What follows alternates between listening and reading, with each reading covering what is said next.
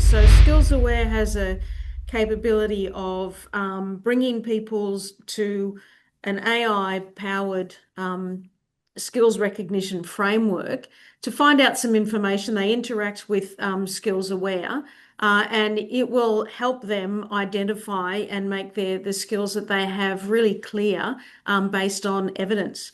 So they begin their journey by answering just some very basic questions about their background and experience. So 4 different pages of questions that at any time I can add some evidence in the bottom here. But they will submit that information, and that information will be drawn into our system.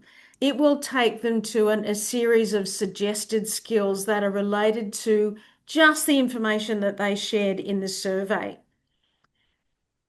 The individual will then take some time to enter some evidence, so information that they've gathered over the course of their work and life experience. A USI report, which is the report that they were given when they left the Australian Defence Forces and the qualifications they were provided with there.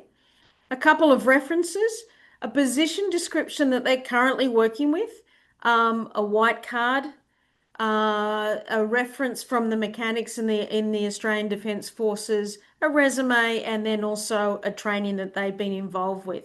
So that's a total in this cases of 9 pieces of evidence. From that 9 pieces of evidence, the AI has identified 351 skills from just those 9 pieces of evidence.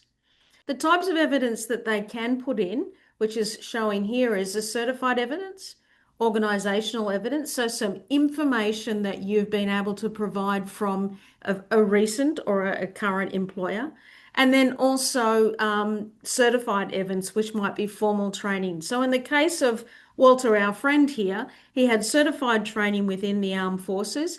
He's had references from his time in the armed forces and since he left the armed forces.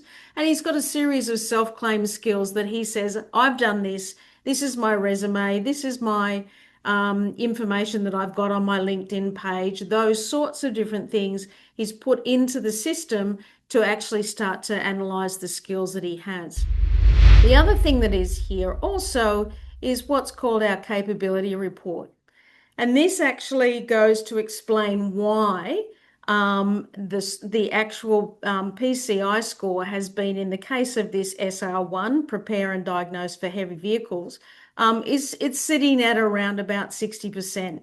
Also identifies the pieces of evidence that have been used to actually come up with that score. So the onboarding survey is one of them, a white card, makes sense, a reference, and then also the reference from the time in the Army, the transcript from his time in the Army, and again, the onboarding survey. And then self-claimed military experience as well. So you can see all of those different pieces of evidence are there for somebody to look at to validate that the actual person has those skills. And our report enables us to look at individual sub-skills within that. So you can see one of the sub-skills is 67, one is 52, another is 67, and one is 50. So we might have a look and see if we want to increase that score. But if one of those came up as 0, you would know you could target your training for that particular person right in on that sub-skill within that area of interest. So ways that we can use the information that the SkillsAware provides are really quite broad, but it's a really great way of putting in minimal evidence that talks to our experience in the workplace and providing the suggested skills and being able to dig deeper on those skills to say, yeah, I want to understand those more, or I can see if I can get a better score at that. That would enable me to apply for a promotion, or alternatively, if I'm using it to help retain staff, we'd be able to look at those skills and say, if I provide this staff person with this skill, it might actually keep them in the industry a little bit longer and help us promote them through the ranks.